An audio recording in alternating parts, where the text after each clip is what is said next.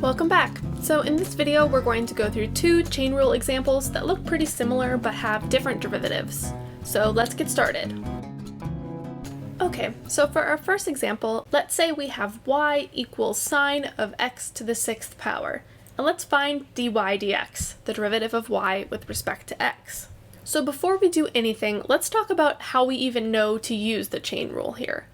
So I know the derivative of sine, and I know the derivative of x to the sixth, but when they're put together as sine of x to the sixth, that is an indicator to me that this is a composition of functions. They're not being multiplied together. It's not sine multiplied by x to the sixth. X to the sixth is the input of sine, so we're having some sort of composition going on. This means I'm going to need to use the chain rule. So why don't you pause and see if you can identify the inside and the outside function here. And if you want, you can find the whole derivative and then check back in when you're done and we'll do it together.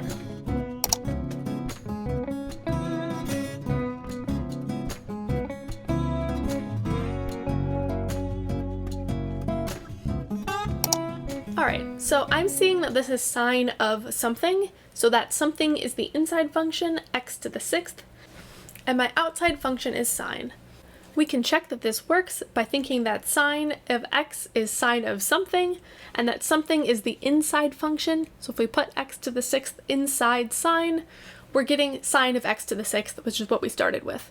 So this is how I know I got these in the right order and didn't flip them around, because when I take the inside function and put it in the outside function, it works out.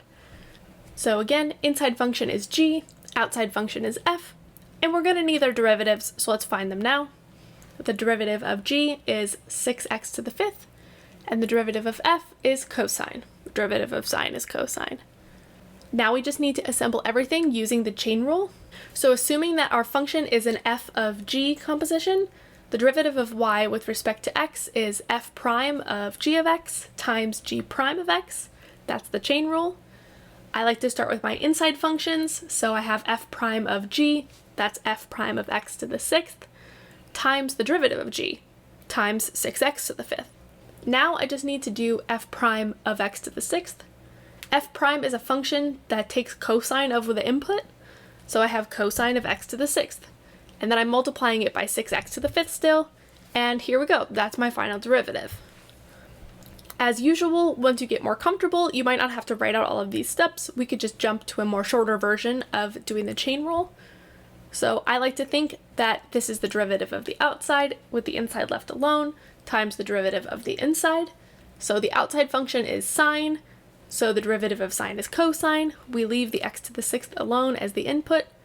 Then we take the derivative of that inside, the derivative of x to the sixth.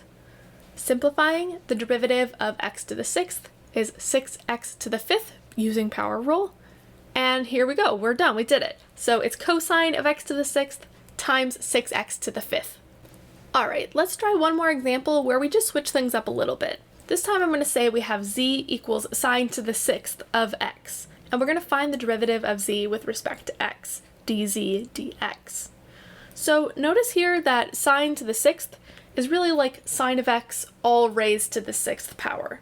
So that 6 is really on the outside.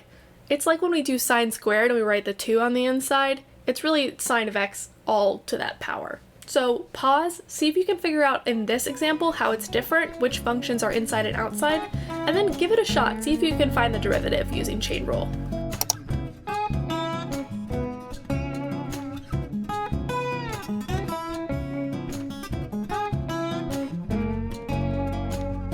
Okay, so I'm seeing this as sine of x all raised to the sixth power. So that sine of x is our inside function, and the outside function is x to the sixth, or something to the sixth power. And remember, we can check by thinking of something to the sixth power, that something is the inside function, put the inside function in, so it's sine all raised to the sixth power. The inside function is g, the outside function is f. We're going to need their derivatives, take those. The derivative of sine, the derivative of g, is cosine, and the derivative of f is 6x to the fifth.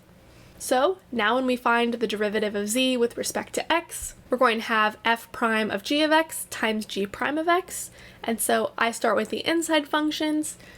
I have f prime of g, that's f prime of sine, then multiplied by the derivative, which is cosine of x. Then f prime as a function is 6 times the input raised to the 5th power.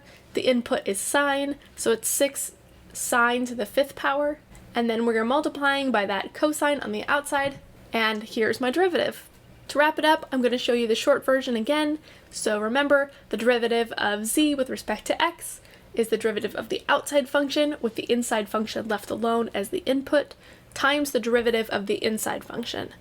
So my outside function is something to the 6th power. So we're going to take that 6 out front with power rule, decrease the exponent to 5, decrease it by 1, and leave the input the same, leave the sign there. Then we multiply by the derivative of that inside, the derivative of sine. Now we just have to simplify. The derivative of sine is cosine, and there we go. We have 6 times sine to the 5th times cosine. And that's our derivative using chain rule. Great, well, thank you so much for listening and following along, and I will talk to you in the next one.